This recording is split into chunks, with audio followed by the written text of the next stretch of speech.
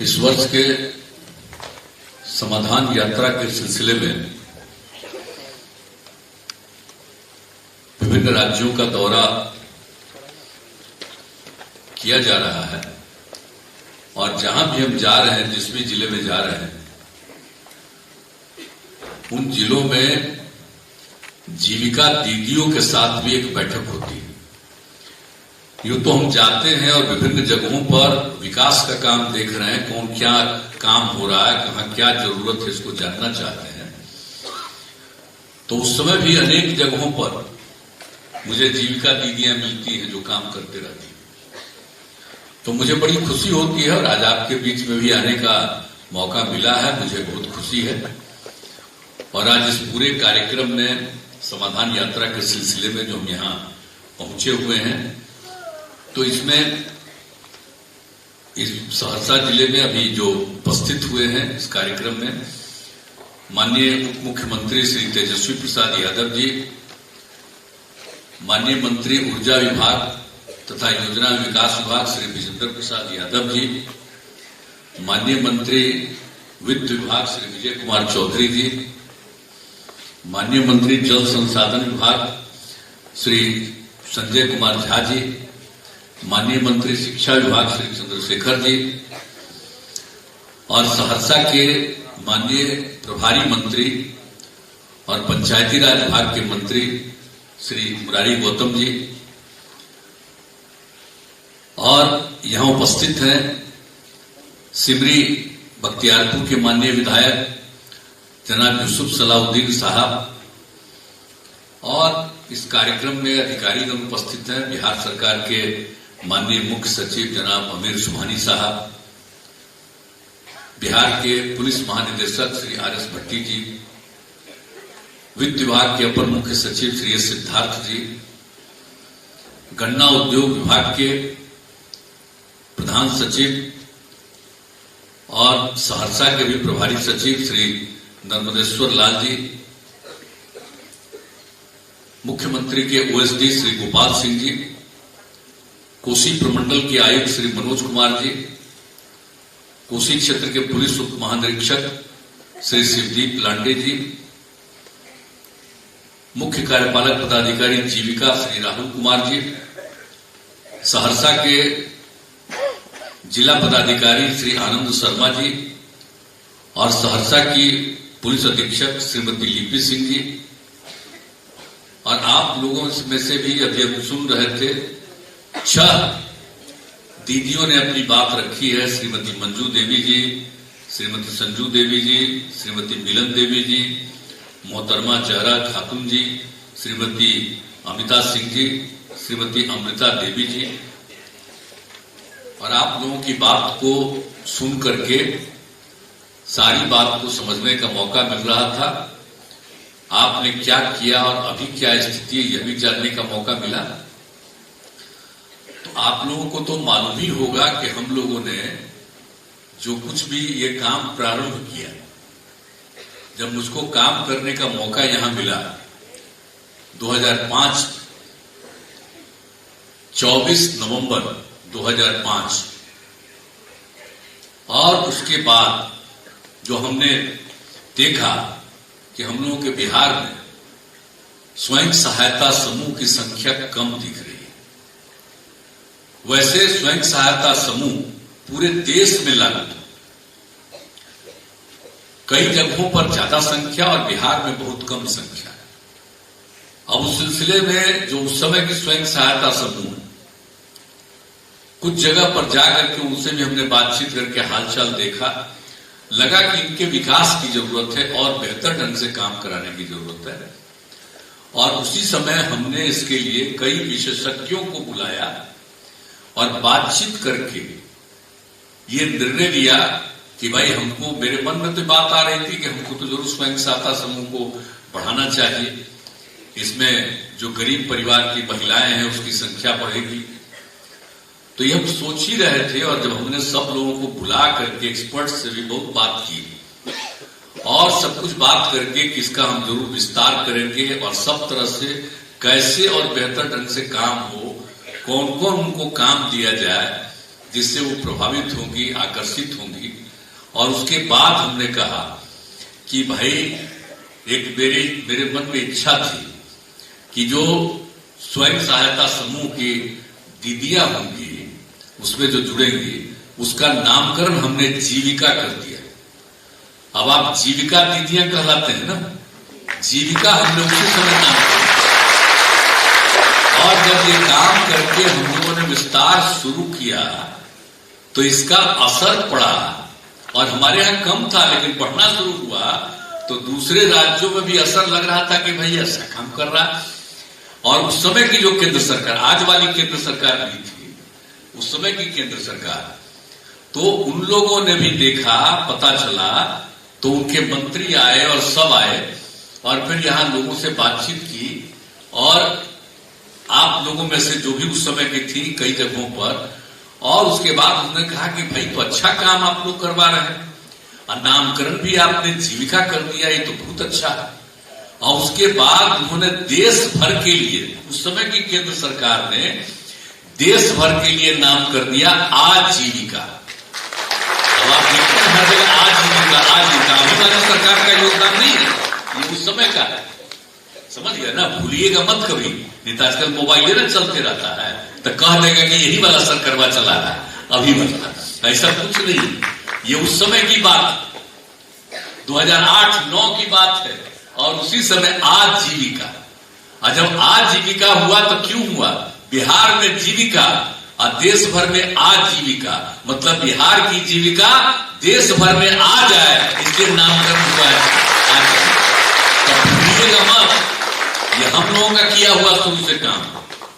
तो जब जीविका बनाया गया, संख्या किया गया, तो हमने क्या तय किया था कि स्वयं सहायता समूह में कम से कम हम 10 लाख की संख्या करेंगे। अब 10 लाख अभी हो गया, बढ़ गया है। और अब जो जीविका दीदियों की संख्या है अब हो गई 1,30,00,000 से भी ज्यादा पूरे बिहार में जीविका दीदियों की संख्या। हम बहुत ज्यादा चाहते हैं और इसीलिए हम जब निकलते हैं तब हम जीविका दीदियों से बात करते रहते हैं। और सारा तरह से ये तो महिलाओं के उत्थान के लिए जरूरी था। घर में खाली जो मर्द थोड़ा बहुत जो घर में जो भी था, गरीब था, जो भी था, कुछ काम करता था। अब महिलाओं को तो कोई काम नहीं था। अरे घर में खाना वाना जो भी करना है, जो भी करना है, ये सब करना। कोई खेत उत में भी जाकर के काम करते थे लेकिन उसको कोई काम नहीं था। और उसी में जो लगा कि नहीं साहब, जब महिलाओं के लिए काम होगा और गरीब परिवार की महिलाएं इस तरह से आगे बढ़ेगी तभी परिवार का विकास होगा, परिवार आगे बढ़ेगा। यही सोच को कैसे अब आज देख रहे हैं। तो जब शुरू किए थे तो उस समय तो आप लोग कमे उम्र के रहे होंगे बहुत, तो उस समय जरा याद करिए सब महिला का चेहरा कैसा दिखता था, कपड़ा लगता था। अब स्थिति बेहतर होने लगी तो अब कैसा लगने लगे। अब आप लोगों को देखते हमको कितना मन को संतोष होता है, इतना मुझको खुशी होती है कि बढ़ते जाए और आगे बढ़ते जाए, और इसी के लिए हम घूम रहे हैं। अब महिलाओं को उत्थान के लिए तो हम लोगों ने काम शुरू कर दिया जी, सब तरह का। जब 2006 में पंचायत का चुनाव था, पंचायती संस्थाओं का तीनों का, और उसमें तो कानून बन गया। उसके पहले की सरकार ने किया था पिछड़ा अति पिछड़ा दोनों का, वो कोर्ट में कोई चला गया और उसी में रुक गया था। तो हम लोग आए तो लोग ना अति पिछड़ा का कर देंगे, अनुसूचित जाति अनुसूचित जनजाति अति पिछड़ा, और वही हम लोगों ने कर दिया। और महिलाओं के लिए जो ये कानून देश भर का बना था, ये 93-94 की बात कर रहे हैं, उस समय हम लोकसभा के सदस्य थे। इसके जो कमेटी राष्ट्रीय स्तर पर बन रही थी, लोकसभा और राज्यसभा दोनों की ज्वाइंट कमेटी बनी थी और उस कमेटी के हम भी सदस्य थे। तो उस समय जो पंचायत का के लिए जो होना है आगे, तो उसी में तय हुआ कि महिलाओं को कम से कम 1/3, कम से कम 1/3, नहीं कि 1/3, कम से कम ये था। और जब हम लोग को यहाँ काम करने का मौका मिला तो हमने कहा भाई कि हम लोग बिहार में महिलाओं के लिए आधा आधा कर देंगे, 50% का कर देंगे। अब महिला का नहीं, देश में कहीं हुआ हम ही लोग किए यहाँ। अगला साल जो नगर निकाय का चुनाव हुआ उसमें भी हमने महिलाओं के लिए 50% कर दिया। तो इस सब लोगों के लिए काम, अनुसूचित जाति, अनुसूचित जनजाति, अति पिछड़ा, महिला, सब के लिए जो हो गया तो कितनी बड़ी संख्या में महिलाएं आने लगी। अब तो 4 बार पंचायत का चुनाव हो गया, चौथा बार अभी हो गया, बीच में रुका हुआ था ना जी, तो सब हो गया फिर अभी चुनाव, तो कितनी संख्या में महिलाओं। तो ये सब एक एक काम जो हम लोग करते थे, गरीबी के कारण लड़कियों को पढ़ा पाते थे, 5वां क्लास तक तो पढ़ा देते थे। अब 5वां के बाद आगे अपनी बेटियों को पढ़ाने में दिक्कत थी, उसके पास कोई पैसा नहीं था कि उसको फिर आप उसको कपड़ा उपड़ा देते आगे जाने के लिए। तो उसी से हम लोगों ने शुरू किया योजना बना करके ताकि लड़कियां आगे बढ़े। और उसके बाद हमको लगा कि 8वीं क्लास तक हम उसके लिए दे रहे हैं पोशाक योजना, लेकिन उसके अलावे और हम सोचे कि इसको और आगे बढ़ाना है, तो हमने 9वां क्लास से साइकिल योजना शुरू करा दी। अब लड़की कोई साइकिल नहीं चलाती थी और उसका साइकिल चलाने लगी तो कैसा माहौल आ गया, कुछ लोग मेरी आलोचना कर रहे थे कि लड़की कोई साइकिल चलवाएंगे तो लड़की को तंग करेगा। तो हमने हंसते हुए कहा था कि एक लड़की को कोई तंग नहीं करेगा, हर परिवार की लड़की को दे रहे हैं। और देखिए उसके बाद क्या हुआ, लड़की साहब जब लगाने लगी साइकिल चला के, स्कूल तो जाने लगी, कितनी संख्या में पढ़ने लगी। 5वां के बाद भी सब पढ़ने लगी, पोशाक का हो गया, उसके आगे जब सब कुछ किया तो सब पढ़ने लगी लड़कियां। और उसके बाद आप बाद में तो लड़का भी डिमांड करने लगा 10-11, तो हम तो उनको भी दे दिए, वो गलत बात है। लेकिन देखिए लड़कियां आती थी साइकिल से, अपने घर के माता पिता को भी साइकिल से जाकर के शाम में बाजार ले जाती थी। क्या माहौल हुआ, कितना अच्छा वातावरण बना हुआ। और आप जानते हैं जो हम लोगों ने काम शुरू कराया 8 से, इसकी खबर जब 9 के बाद बाहर गई दूसरे जगहों पर, दूसरे देशों में, विदेश से लोग आए यहां देखने के लिए, और विदेश से लोगों ने देखा, कहा कि भाई इतना अच्छा काम किया, ये कहीं नहीं है और यहां पर आप लोगों ने कर दिया। तो बड़ा खुश हुए साइकिल योजना इस सब चीज का। तो अब कितना आगे हम लोग महिलाओं को, लड़कियां पढ़ने लगी, आगे बढ़ने लगी। पहले पढ़ती ही नहीं थी, अब हमको लगने लगा कि भाई तो लड़कियां पढ़ेगी ना, जरूरी है ना लड़कियों का पढ़ना। तो ये सब काम किए। और उसका आपको क्या पता चले 13 में क्या कर दिया महिलाओं के लिए, पुलिस में महिलाओं के लिए हमने कर दिया 35% कम से कम। और अब आप जानते हैं अब बढ़ते बढ़ते अब महिलाएं 29% तक पहुंच गई, अभी तो और आगे बढ़ेगी। और बिहार में जितना पुलिस में महिलाएं हैं उतनी बड़ी संख्या देश के किसी भी बड़े बड़े राज्य में नहीं। और पुलिस की संख्या हमसे दोगुनी है कई राज्यों में, लेकिन महिला की संख्या नहीं उतनी है जितनी हम लोग के यहाँ, करीब करीब 28,000 से भी ऊपर पहुंच गए। तो आप समझ लीजिए अब महिलाओं का हो गया। उसके बाद बाकी, उसके बाद हम लोगों ने जो 6 में कर दिया, तो सॉरी 2016 में हम लोगों ने तय कर दिया, बाकी सब सेवाओं में महिलाओं के लिए भी 35% कर दिया कम से कम। और अब तो हम लोगों ने कह दिया कि पढ़ने में, इंजीनियरिंग, मेडिकल, सब में कम से कम 1/3 रहेगा। अरे हम तो इंजीनियरिंग पढ़े हुए, और जब देश का 6 सबसे पुराना इंजीनियरिंग कॉलेज, जिसमें Bihar college of engineering Patna का था, वहीं पढ़ते थे। जब हम लोग पढ़ते थे एक लड़की नहीं पढ़ती थी वहां, ठीक नहीं लगता था। अब आप सोचिए अब कितनी लड़कियां पढ़ रही हैं इंजीनियरिंग में, मेडिकल कॉलेज में, सब जगह अब लड़कियां पढ़ रही हैं। तो हम लोगों ने तो बिहार में कर दिया कि भाई कम से कम 1/3 से भी ज्यादा पढ़ेगी, तब पढ़ने लगी है सब जगह। देखिए तो हम लोगों ने महिलाओं के लिए सब काम किया। और महिलाओं के लिए काम करना तो जरूरी न है भाई। और जब उसी के चलते ना आप इतनी संख्या हो गई, तब परिवार की स्थिति कुछ बेहतर होने लगी। और आप लोगों की बात हम सुन रहे थे, एक बात हम आपको आश्वस्त करते हैं कि मेरा काम है सब दिन घूमना, जहां से शुरू किए बराबर आपके लिए ज्यादा से ज्यादा काम बढ़वा रहे हैं ताकि आपकी आमदनी और बढ़े। तभी चिंता मत करिएगा, हम इसी के लिए घूम रहे हैं कि इसके आगे और काम आपका बढ़वाएंगे ताकि आमदनी बढ़े। और बाकी जितना काम हम लोग कर रहे हैं पूरे राज्य में, अभी बोल रहे थे कि लड़का दल इसके लिए, तो आपको पता न है कि अभी हम लोगों ने क्या तय कर दिया कि राज्य सरकार 10 लाख लोगों को नौकरी देगी और 10 लाख लोगों को रोजगार पैदा करने के लिए अवसर बनाएगी। हम लोग इतना तेजी से कर रहे हैं, पिछले 4 महीना में हम लोग 48,000 लोगों को नौकरी दे दिए। अब बहुत तेजी से काम कर रहे हैं, सब चिंता मत करिएगा, बाल बच्चा को पढ़वाइए। और एक काम आपका देखना बहुत जरूरी, स्कूल जो चल रहा है ठीक से चलाता है स्कूल की नहीं।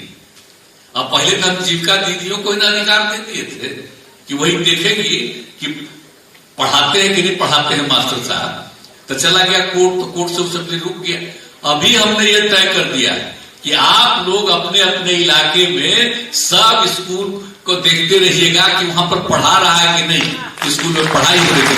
अगर आपको दिख जाए कि भाई ये तो गायब थे, टीचर नहीं है, अब पढ़ाई नहीं हो रही है, तो आप अपने मोबाइल से डीएम साहब को भेज दीजिए खबर। और हमने डीएम को कह दिया है जैसे ही खबर आए तुरंत जाकर के वहां जांच करवाइए, और जो गायब रहता है उसके बाद उसको कहिए कि तुम काम करो, नहीं करोगे तो तुमको निकाल दिया जाएगा। ये सब बात है, ये सब में आप लोगों की बहुत बड़ी भूमिका है। आज चिंता मत करिए, एकदम हम लोग आपको आगे बढ़ाना चाहते हैं और लड़का लड़की सब आगे बढ़े, तो ये सब काम आप लोगों के हित में है। और जब जीविका दीदियों का और बाकी काम भी तो कर ही न रहे लोग, विकास के लिए, सब चीज के लिए काम सब समाज के हर तबके के लिए कर रहे हैं।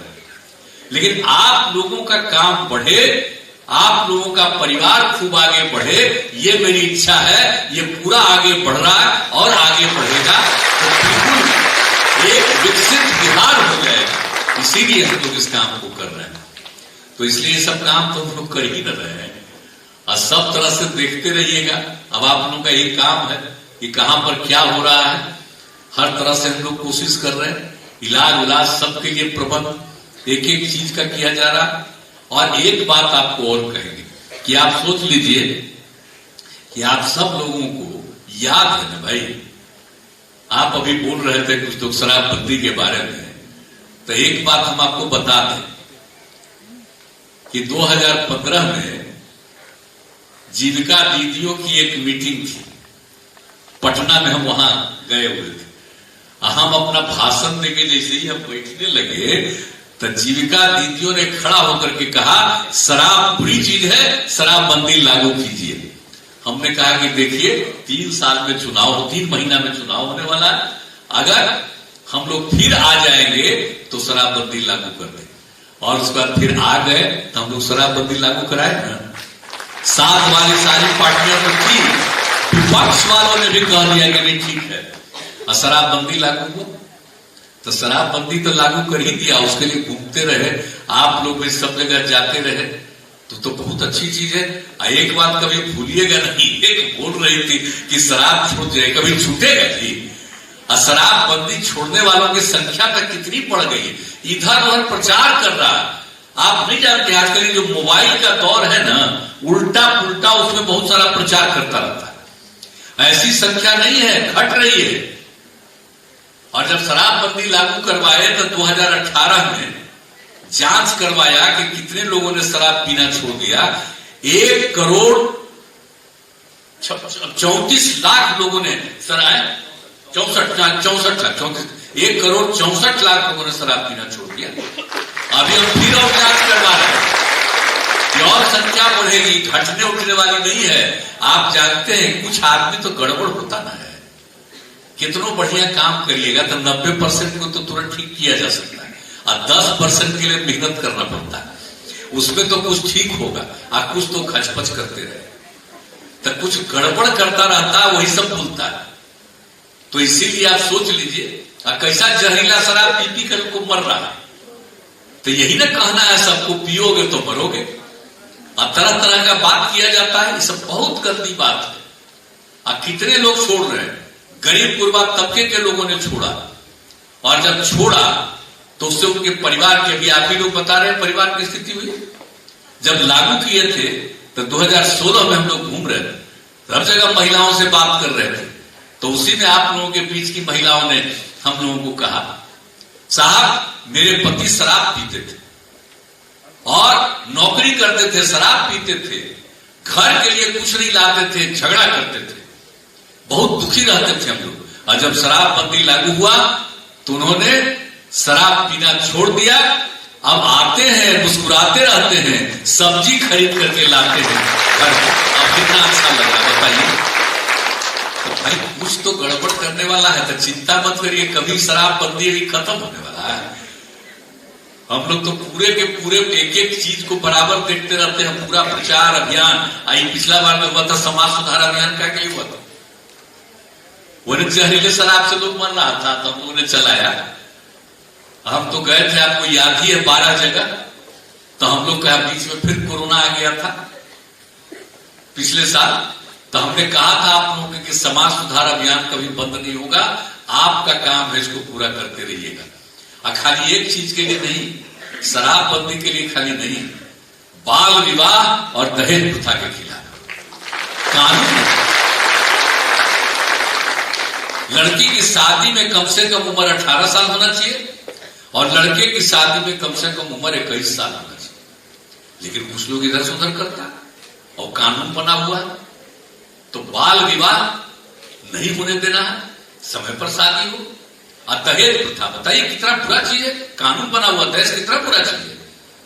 मैंने लड़की की शादी लड़का से होगी, उसके लिए दहेज मिलना चाहिए, ये कितना गंदी चीज है। लड़का से लड़की शादी करती है तो लड़की के लिए खुशी की बात है कि लड़का के लिए है। अगर शादी नहीं होगी तो कोई बाल बच्चा उसका पैदा होगा। हम सब लोग बैठे हुए हैं, सब लोग को तो मां ने जन्म दी है जी, तो इसलिए तो सब कुछ महिला के शादी में लड़की की शादी में लड़का पैसा ले, कानून बना हुआ है। तो इसके खिलाफ अभियान हम लोग तो शुरू से चलवा रहे हैं। तो जो समाज सुधार अभियान है, इसमें हम लोगों ने कहा था एकदम नहीं, बाल विवाह, दहेज प्रथा, इसके खिलाफ ये अभियान करिए। आप कोई आपके कहने पर भी नहीं लेता है और लेने लगेगा दहेज, तो उसके साथ ये में मत चाहिए उसके ऊपर। तो नहीं कोई जाएगा तो कैसा खराब हालत होगा कि लग रहा है कि दहेज दे रहा है, इसके अब कोई नहीं आ रहा। तो दहेज प्रथा, बाल विवाह, सबके खिलाफ अभियान चलाना। शराबबंदी है जो पिछली बार आप लोगों के हाथ में मिला, देखिए समाज सुधार अभियान में क्या क्या चीज दिया है। आजकल तो कुछ आदमी गड़बड़ करता है ना, चिंता का लिए कर रहा है। देश को आजाद कराने वाले राष्ट्रपिता महात्मा गांधी जब आजादी की लड़ाई लड़ रहे थे, तो आप देख लीजिए, वो उस समय आजादी की लड़ाई के दौरान लोगों को समझाने में लगते थे कि दहेज बहुत बुरा चीज है, ये दहेज करे, शराब बहुत बुरी चीज है। और वो लोगों को कहते थे शराब मत पियो, यानी शराब आदमियों से न सिर्फ उसका पैसा छीन लेती है बल्कि उसकी बुद्धि हर लेती है। आप सोच लीजिए, पैसा ही नहीं खत्म होता, बुद्धि भी बेकार हो जाता। राष्ट्रपिता बापू का कहा हुआ चीज है, अब बराबर सबको कहते थे। और शराब पीने वाले इंसान हैवान हो जाते हैं। अब आप बताइए, देश को आजाद कराने वाले की बात को नहीं मानेंगे? ये कौन सा चीज है? एक एक आदमी को इसलिए हम लिखवा करके उनका भिजवा सबके हम पहुंचा दिए, सबको पढ़ाइए और कहिए कि बापू का बात याद रखो, देश आजाद हुआ, ये दूसरे ने किसी ने आजाद नहीं किया है।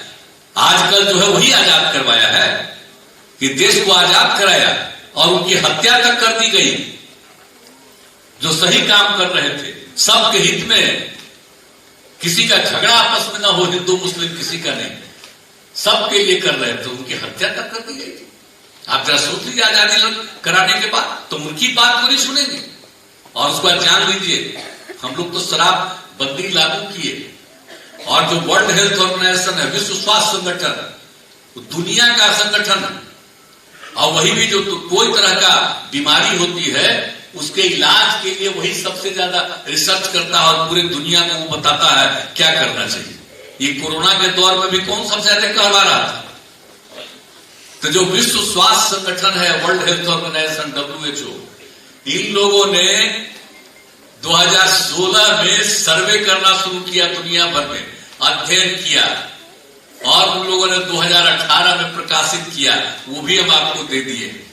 उसने क्या लिखा, एक साल में पूरे दुनिया में 30 लाख लोग मर रहे हैं, और जो 30 लाख लोग मर रहे हैं उसमें 5.3% लोग शराब पीने वाले मर रहे हैं, ये लिखा है। और उसके अलावा क्या कहा, 20 साल से लेकर के 39 साल की उम्र के कम उम्र वाले लोग शराब पीते हैं, तो जो मरते हैं जितने लोग 13.5% लोग कम उम्र वाले शराब पीने के कारण और मर जाते हैं। ये उनका फिगर है पूरे दुनिया का आकलन करके। तो इस सबको याद न रखना चाहिए कितना बुरा चीज है। और शराब जो पीते भी हैं आत्महत्या भी कर लेते हैं। आत्महत्या की जितनी घटनाएं देश दुनिया भर में होती है 18% शराब पीने वाले भी आत्महत्या कर लेते हैं। ये सारी बात देखिए। और इसके अलावा जो गाड़ी चलाते हैं और गाड़ी का एक्सीडेंट होता है पूरे दुनिया में, और जो शराब पी करके गाड़ी चलाते रहते हैं तो जितना एक्सीडेंट होता है उसका 27% एक्सीडेंट दारू पी के गाड़ी चलाते हैं तो उसका एक्सीडेंट होता है। और इसके अलावा दारू पीने से 2000 तरह की बीमारियां होती हैं। और कुछ बीमारियां ऐसी है जो सबसे गंभीर है और सबसे ज्यादा मृत्यु उसका मौत होता है। एक एक चीज को लिख करके इसमें हम लोग दिए हुए। तो आप जरा सोच लीजिए कि ये बात वर्ल्ड हेल्थ ऑर्गेनाइजेशन ने जो किया और 18 में प्रकाशित हुआ, हम तब से जब समाज सुधार अभियान पिछली बार हम लोगों ने शुरू किया उसी के साथ हमने जोड़ करके सब लोगों को पहुंचा दिया। आग्रह करेंगे इस चीज को देखते रहिए। और इसी के साथ साथ जो सब कुछ है बाल विवाह और दहेज प्रथा के खिलाफ, तो इन सब चीजों को देखिए, सबको दिखाइए, बाल बच्चों को दिखाइए, बाकी लोगों को भी दिखाइए कि देखो बाल विवाह दहेज प्रथा कितना गलत है, कानून बना हुआ है।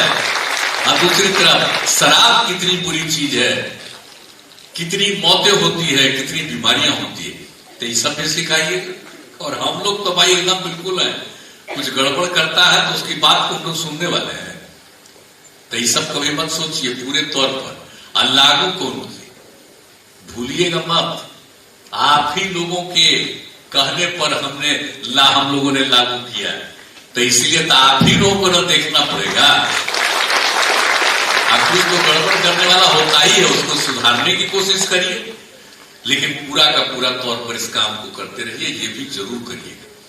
और उसी तरह से सब तरह का काम अब आप देख न रहे कि हर जगह सब लोग कर रहे हैं। अब महिलाओं को कौन कौन चीज में लगा रहे हैं, आप ही लोगों को, जीविका दीदियों को। अब आप सोच लीजिए हम लोग कहां कहां लोगों को काम लगवा रहे हैं। हॉस्पिटल में अभी तो यहां पर देख रहे पत्र बता रहे थे ना, 21 में हमने एक जगह देखा। उसके बाद हम लोगों ने तय किया कि जीविका दीदियों को लगाएंगे। अब हर तरह से काम इसीलिए न बढ़वा रहे हैं, चिंता क्या क्लिक कर रहे हैं।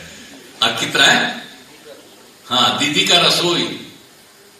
तो अब एक एक चीज का तो सब काम कर रहे हैं ना। तो एक एक चीज जो हम लोग बनवाए हैं तो एक एक तरह से हम लोग करवाते हैं, अस्पताल से लेकर के उसी तरह से अनेक काम आपका करवा रहे हैं, बहुत तरह का चीज करवा रहे हैं। तो हमने जो कहा, एक तो स्कूल सबको जरा देखते रहिएगा ताकि पढ़ाई हो। और चिंता मत करिएगा, जितना काम है समाज में प्रेम और भाईचारे का भाव रहे। बहुत लोग झगड़ा कराने में रहता है, आप देख न रहे। अब इतना झगड़ा तो नहीं है, हिंदू हो मुस्लिम हो कहीं झगड़ा नहीं है, लेकिन कुछ चक्कर में रहता है कि झगड़ा करावे। इसीलिए आप लोगों का काम है सबको अपने धर्म का पालन करना है, लेकिन कभी एक दूसरे से झगड़ा नहीं, सबको एक दूसरे के प्रति सम्मान का भाव रखना। तो इसी तरह से होगा, प्रेम और भाईचारे का भाव होगा, समाज ठीक रहेगा। अभी कुछ गड़बड़ चारों तरफ करने की कोशिश हो रही है, उसको बचाना है। आप जान लीजिए, जीविका दीदियों का काम एक नहीं अनेक है। अपने परिवार को आगे बढ़ाना, समाज को आगे बढ़ाना, प्रेम और भाईचारे का भाव रखना हम लोगों को सबसे ज्यादा, यूं तो हम सब के लिए काम कर रहे हैं, विकास के लिए भी कितना काम, एक एक चीज काम कर रहे हैं, लेकिन आपसे हमको सबसे ज्यादा उम्मीद है। आप लोग जो काम करती हैं इसी तरह से एक एक चीज को देखते रहिएगा और समाज बहुत आगे बढ़ेगा। और आपके आमदनी को बढ़ाने के लिए, आपकी संख्या को बढ़ाने के लिए ही हम दौरा कर रहे हैं और देख रहे हैं कहां पर और क्या करेंगे, सब कुछ होगा। लेकिन सबको पढ़वाइएगा। और बिहार का तो विकास हम लोग इतना ज्यादा कर ही रहे, तो सब कुछ बता ही दिया, तो धीरे धीरे सबको काम मिलेगा, सब अच्छे ढंग से काम करेगा। अब पहले देखते थे क्या हालत था, पुरनका चीजवा को याद मत करिए, शाम होते होते घरों से निकलते थे। अब बोलिए निकलते हैं ना, तो काहे चिंता कर रहे हैं अभी तुरंत 2 मिनट में, अब निकल रहे हैं। अब पहले कैब में काम चलता था, अब कितना चलने लगा है। तो सबकी तो आमदनी बढ़, उसी तरह से सब कुछ बढ़ेगा, रोजगार का भी अवसर मिलेगा, नौकरी भी बहुत बढ़ेगी, काम करने का भी मौका मिलेगा, सबको आगे बढ़ाएंगे हम लोग। लेकिन ये सब करने के लिए आपकी सबसे ज्यादा जरूरत है, इसीलिए आपके साथ मीटिंग कर रहे हैं। पूरा काम करते रहिएगा, आपकी आमदनी बढ़वाएंगे, चिंता उन्ता मत करिएगा। जो काम कर रहे हैं करते रहिए और आगे बढ़िएगा, ये चिंता मत करिएगा। लेकिन अब आपसे यही उम्मीद है कि सबको ठीक से समझाने के लिए और अपनी संख्या बढ़ाने के लिए और सबको अच्छे ढंग से समझाने के लिए आप जरूर काम करते रहिएगा। यही मेरा आप सब लोगों से आग्रह है। तो आप कोई मंजूर है ना, हाथ उठा के बताओ। चलिए, बहुत बहुत धन्यवाद।